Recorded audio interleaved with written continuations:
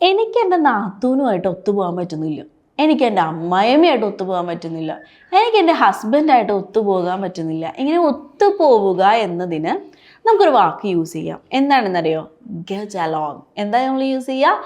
Get along. ഈ video shorts ആയിട്ട് ഞാൻ എടുത്ത വീഡിയോ ആണ്. എന്നാൽ കൂടെ വീഡിയോ ആയിട്ട് കൂടെ ഞാൻ എടുക്കണം എന്തിനാണെന്ന് വെച്ച് കഴിഞ്ഞാൽ കുറച്ച് പേർക്കും കൂടി ഇത് ഡീറ്റെയിൽഡ് ആയിട്ട് എത്താൻ വേണ്ടിയിട്ടാണ്. വളരെ ഇമ്പോർട്ടൻ്റ് ആയിട്ടുള്ള ക്ലാസ് ആണ് കേട്ടോ. സോ എനിക്ക് ഒത്തുപോകാൻ പറ്റുന്നില്ല എന്ന് പറയാനായിട്ട് നമ്മൾ യൂസ് ചെയ്യുന്നത് ഗെറ്റ് അലോങ് ആണ്. സോ എനിക്ക് എൻ്റെ നാത്തൂനുമായിട്ട് ഒത്തുപോകാൻ കഴിയുന്നില്ല എന്നെങ്ങനെയാണ് പറയാം? എനിക്ക് കഴിയുന്നില്ല, ഐ കാൻറ്റ്, അല്ലേ? ഐ കാൻറ്റ്, എനിക്ക് കഴിയുന്നില്ല.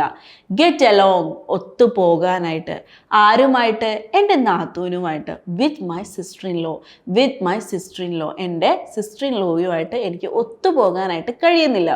ഇനി എനിക്ക് എൻ്റെ സിസ്റ്റർ ഇൻ ലോയായിട്ട് ഒത്തുപോകാൻ കഴിയുന്നുണ്ട് എന്നാണ് പറയണമെങ്കിലോ, I can get along with my sister in law. എനിക്ക് എൻ്റെ സിസ്റ്റർ ഇൻ ലോയുമായിട്ട് ഒത്തുപോകാൻ കഴിയുന്നുണ്ട്. ക്യാനാണ് ചേർക്കുന്നത്. ക്യാൻ എന്ന് പറഞ്ഞു കഴിഞ്ഞാൽ കഴിയുന്നുണ്ട്.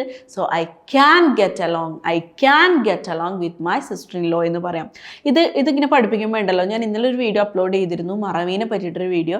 അത് ഈ മറന്നു പോകുന്നു, ഇങ്ങനെ പഠിപ്പിക്കുന്ന സമയത്ത് ഓർത്തിരിക്കും, പിന്നെ മറന്നു പോകുന്നു എന്നൊരു കാര്യം. അതിൽ ഞാൻ വ്യക്തമായിട്ട് പറയുന്നുണ്ട്, നിങ്ങളുടെ ലൈഫ് എക്സ്പീരിയൻസിലേക്ക് ഇത് കൊണ്ടുവരിക. ഇത് ഒരു പ്രാവശ്യമെങ്കിലും ലൈഫിൽ അത് ഉപയോഗിക്കുക.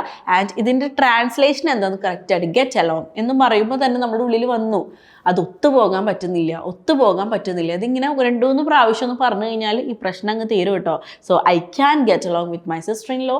എനിക്ക് എൻ്റെ സിസ്റ്റർ ഇൻ ലോ ആയിട്ട് ഒത്തുപോകാൻ കഴിയുന്നുണ്ട്. I can't get along with my sister in law.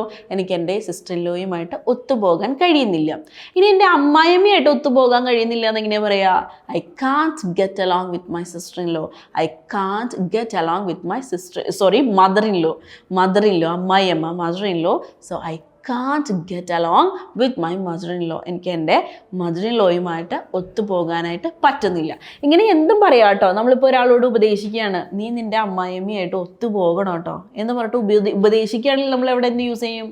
ഒത്തുപോകണം എന്ന് പറയണമെങ്കിൽ നമ്മൾ എന്ത് യൂസ് ചെയ്യും? അവിടെ ഷുഡാണ് കേട്ടോ.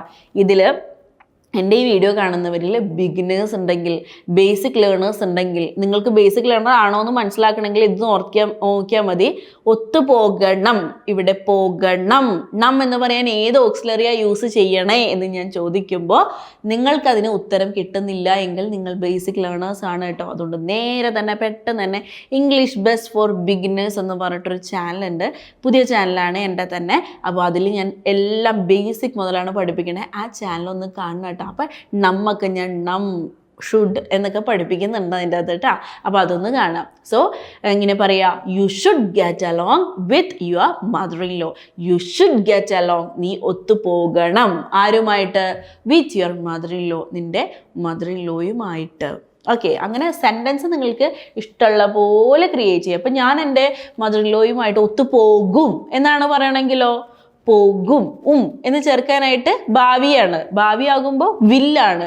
So I will get along with my mother in law. ഞാൻ എൻ്റെ മദർ ഇൻ ലോയുമായിട്ട് നല്ല രീതിയിൽ ഒത്തുപോകും എന്നാണ് പറയുന്നത് കേട്ടോ. അപ്പോൾ ഈ ഗെറ്റ് അലോങ് വളരെ ഇമ്പോർട്ടൻ്റ് ആയിട്ടൊരു വാക്കാണ്. റിലേഷൻഷിപ്പിൻ്റെ കാര്യം പറയുമ്പോൾ ഹസ്ബൻഡായിട്ട് ഒത്തുപോവുക, ഫ്രണ്ട്സുമായിട്ട് ഒത്തുപോവുക, അതുപോലെ ഭാര്യയായിട്ട് ഒത്തുപോവുക, അമ്മയമ്മ, അമ്മ, അച്ഛൻ എല്ലാവരുമായിട്ട് നമ്മൾ ഒത്തുപോവുക എന്ന് പറയാനായിട്ട് ഗെറ്റ് അലോങ് എന്നുള്ള വാക്ക് നിർബന്ധമായിട്ടും പഠിച്ചിരിക്കേണ്ട ഒരു വാക്കാണ്. വളരെ ഇമ്പോർട്ടൻ്റ് ആയിട്ടൊരു വാക്കാണ് കേട്ടോ. സോ ഇപ്പം തന്നെ അത് നിങ്ങളുടെ പേഴ്സണൽ ലൈഫിലേക്ക്, പേഴ്സണൽ എക്സ്പീരിയൻസിലേക്ക് അത് 1 പ്രാവശ്യം 2 പ്രാവശ്യം പറഞ്ഞു കഴിഞ്ഞാൽ പിന്നെ അത് നിങ്ങൾ മറക്കില്ല കേട്ടോ. സോ പഠിച്ചല്ലോ. ആ വേണ്ടി നമുക്ക് അടുത്ത ക്ലാസ് ആയിട്ട് കാണാം. Thank you. English Bus. Learning Simplified.